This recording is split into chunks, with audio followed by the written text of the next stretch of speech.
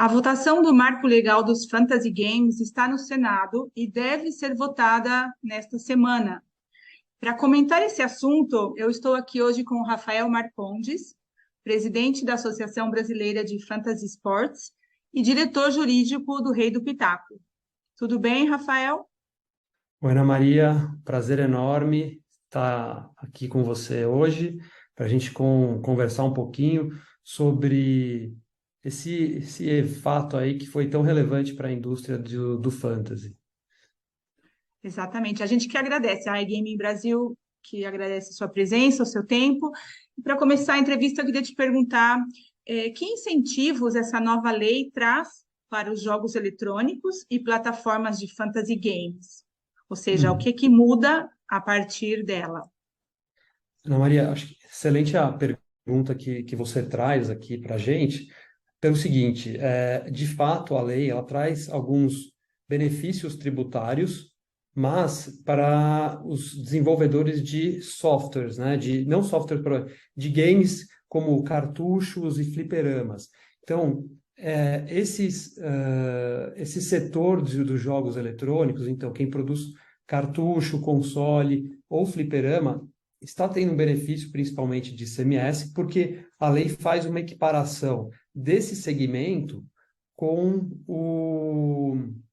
os microcomputadores. Então, deixa claro que é o ICMS que se aplica a esse tipo de atividade pela comercialização de produtos e traz esse benefício que a indústria já de computadores já gozava há algum tempo.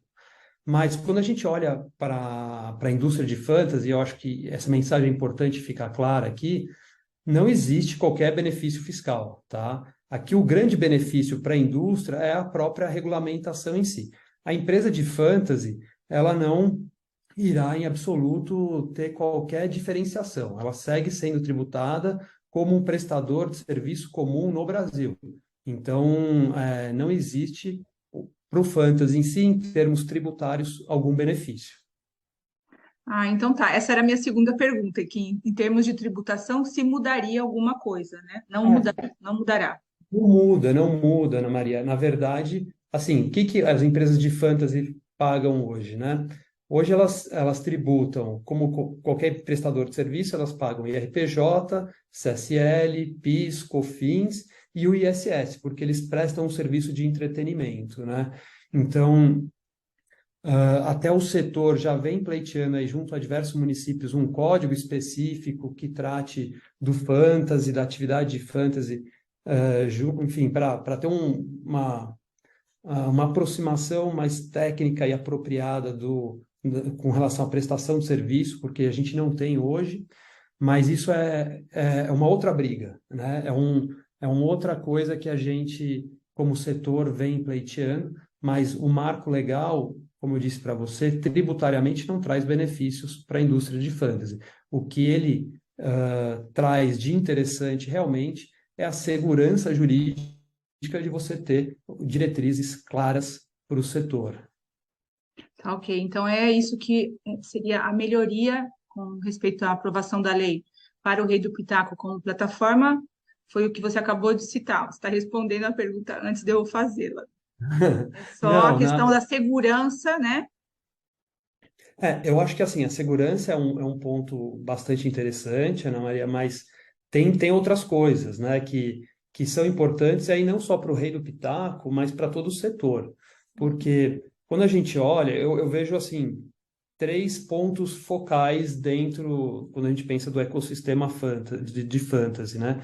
A gente tem o lado do consumidor, e quando você não tem uma regulamentação, esse consumidor fica, de certa forma, vendido, inseguro com relação ao que, para quem ele pode reclamar os direitos, qual a legislação aplicável a ele. Então, assim, o marco legal tem um viés muito relevante no sentido de trazer essa segurança para o consumidor, que vai olhar e falar: não, agora eu sei qual lei eu devo buscar os meus direitos, Claro. né? Então, esse é o primeiro pilar, assim, que eu acho bastante importante. O segundo diz respeito aos operadores. Os operadores também acabam tendo, na linha de ter segurança, eles acabam tendo mais assertividade sobre como proceder. Quais são os limites da operação? A operação pode até, o que ele pode fazer, o que ele não pode. Por mais que às vezes pareça um pouco estranho você falar que não ter limites é ruim, eu vejo de uma forma diferente. Eu acho muito salutar, porque o operador, o bom operador que quer trabalhar sério no mercado, ele não quer ter o risco de flertar com alguma irregularidade. Então, quando você estabelece diretrizes claras, quem vem para operar sério fica mais confortável, porque ele sabe que até determinado ponto ele pode ir, a partir dali não é tolerado pelo regulador. Então, o marco, além de relevante para o consumidor, ele é relevante para o operador.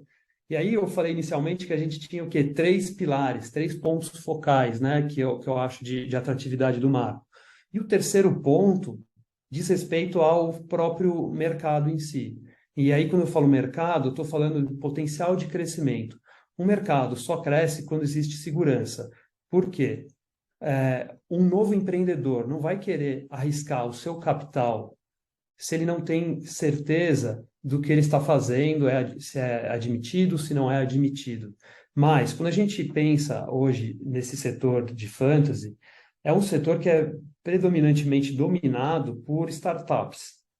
As startups, elas têm um modelo de negócio que depende fortemente o quê? De capital em fundos de investimento, né? Fundos de investimento que vêm aportar capital nessas empresas, e esses fundos, na maior parte, são fundos estrangeiros, que vêm em empresas brasileiras, principalmente no setor de tecnologia, um potencial enorme de crescimento. Só que os fundos estrangeiros, estrangeiro, assim, tem pânico de não ter, saber onde está pisando, de não ter clareza das regras. Então, para uma startup hoje captar recursos, ela enfrenta altos questionamentos, e aí isso eu falo por experiência própria aqui, a gente vê isso com certa frequência, sobre o que vai acontecer no mercado. Será que pode amanhã o mercado ser fechado ou não? Será que pode ter alguma restrição na linha de atuação? Como isso vai impactar o investimento do fundo, né? Ou, enfim, de quem faz o aporte de capital?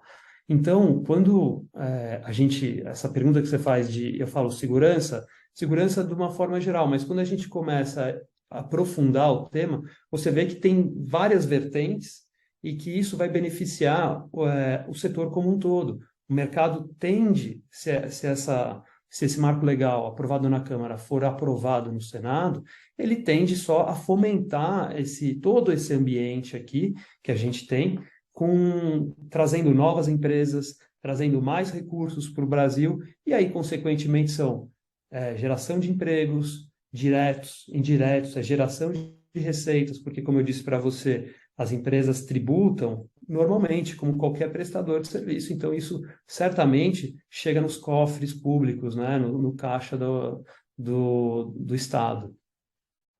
Claro, eu tenho informação aqui de que hoje o setor gera uma receita de quase 70 milhões de reais no Brasil, para o Brasil, e poderá ser ainda maior, segundo as estimativas. Isso é certo? E de que porcentagem nós estamos falando? Se for maior quanto?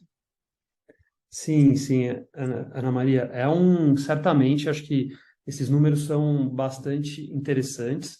Quando a gente olha, aí tem estudos internacionais, já indicam que o potencial que foi feito uma avaliação entre o potencial de crescimento do setor de 2020 a 2026, globalmente, e foi avaliado um potencial de crescimento estimado em 120%.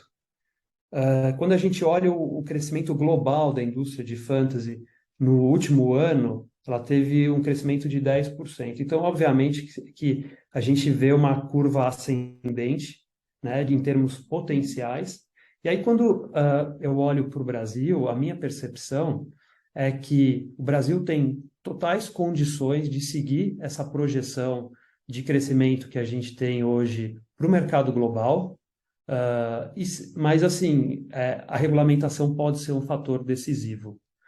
Se a gente não tiver a regulamentação, provavelmente o Brasil não vai acompanhar o crescimento do setor de fantasy global.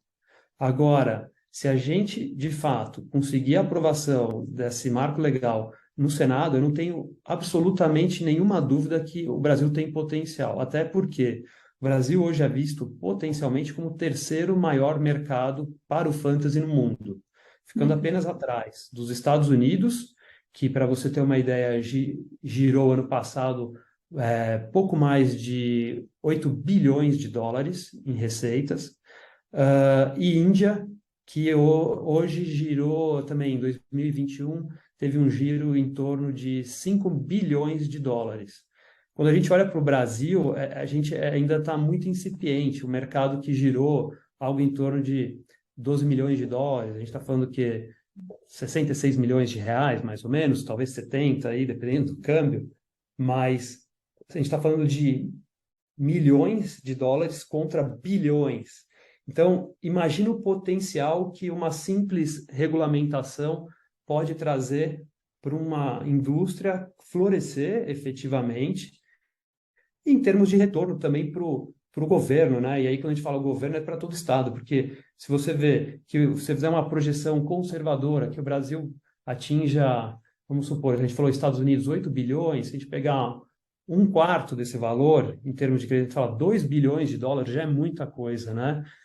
Empregos gerados, receita para a União em termos de impostos, enfim, são empregos indiretos gerados, né? Porque a indústria de tecnologia, enfim, demanda muita coisa. Então, realmente, assim, eu sou muito otimista com relação ao impacto positivo que a regulamentação do setor de fantasy, especialmente com a aprovação do marco legal no Senado, pode trazer para toda a indústria. Então, você é otimista com respeito a que sim será aprovada essa lei, esse marco legal. E em relação às apostas esportivas, você também é otimista, tanto quanto a respeito dos fantasy games? Como é que você vê isso agora? Ó, acho que assim, eu sou otimista, acho que por natureza, entendeu? Então sempre acredito que o legislativo ele deve ter, e para o próprio executivo, eles devem ter em mente que, é, enfim, qualquer um que ocupa um cargo público, ele tem que pensar no bem coletivo. E quando a gente olha esses números que eu passei agora há pouco aqui com você, não há como você negar que esse potencial de receita ele pode ser revertido em inúmeras ações sociais, para a educação, para a saúde, segurança pública. Então, assim, não vejo por que não, assim, ainda mais que principalmente quando a gente olha para o setor de fantasy, é uma atividade que não tem resistência, já está na casa do brasileiro, as crianças jogam, enfim, é muito difundido. A gente é uma atividade que está aí há mais de 20 anos no Brasil e nunca teve uma regulamentação necessária, o que faz com que a gente perca oportunidades de crescimento e receita. Agora, quando você me pergunta sobre a pós-esportiva, acho que é importante a gente deixar bem claro aqui, são duas atividades completamente distintas. Óbvio que, assim, a pós-esportiva ela pode ter como pano de fundo o futebol, e o fantasy também, às vezes, tem como pano de fundo o futebol, então tem essa semelhança entre as duas atividades, mas são jogos completamente diferentes. Um é muito mais o que a gente chama de jogo de habilidade, o fantasy. A aposta ela já assume um viés em que a sorte acaba preponderando.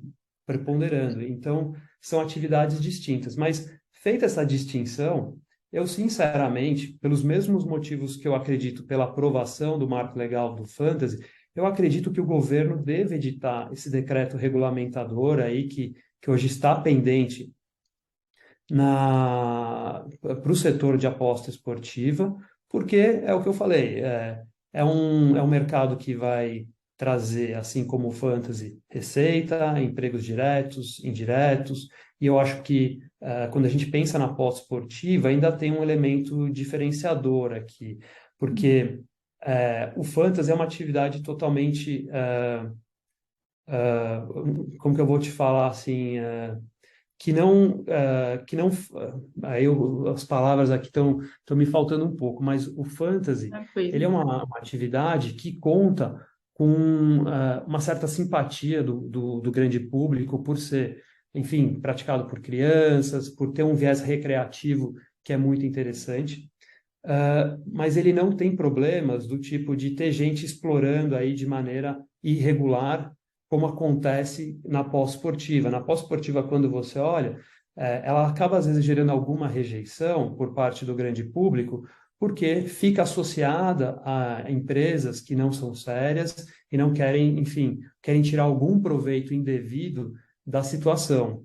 Então, eu acho super importante a regulamentação das apostas esportivas também sob essa perspectiva de afastar quem quer operar de forma irregular do mercado brasileiro. O mercado brasileiro precisa passar por um filtro em que fique somente empresas sérias e comprometidas em prestar um bom serviço para a sociedade e, enfim, e a gente consiga, de fato, aí, enfim, gerar um potencial enorme de arrecadação para o Estado brasileiro.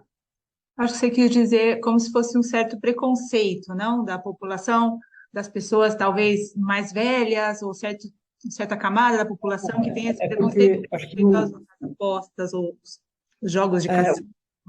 o diferencial, acho que do fantasy para a pós-esportiva é que o fantasy sempre foi admitido. Ele não tinha uma regulamentação específica, mas ele sempre foi admitido.